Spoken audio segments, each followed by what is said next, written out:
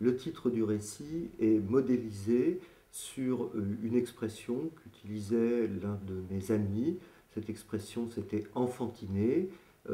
Elle était destinée à tracer une certaine attitude, et donc j'ai, moi, choisi amouriner pour tracer l'attitude qui est décrite dans le texte. Quant au texte lui-même, ce sont des notes qui ont été prises depuis des années et avec lesquelles je méditais de faire ce type d'exercice alors que j'étais habitué plutôt à écrire des essais, et donc j'ai voulu faire cette tentative d'un récit libre, romancé. Le récit articule différentes couches. Le narrateur, ça n'est pas l'auteur, d'abord. Donc il y a l'auteur, qui est moi-même, qui ai rédigé le récit.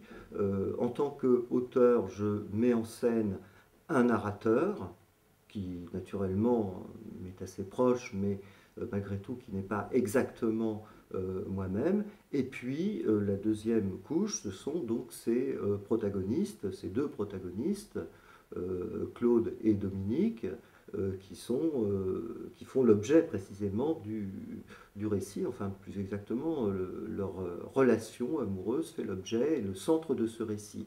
Mais le narrateur interfère également avec ce récit, puisqu'il est censé en avoir connu au moins l'un des deux.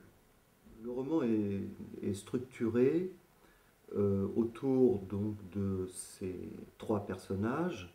Le narrateur qui découvre des documents qui concernent la relation des deux autres personnages principaux, et donc le narrateur entreprend de retranscrire ces documents qui témoignent donc de la relation amoureuse et qui témoignent également, au travers de cette correspondance, si l'on veut,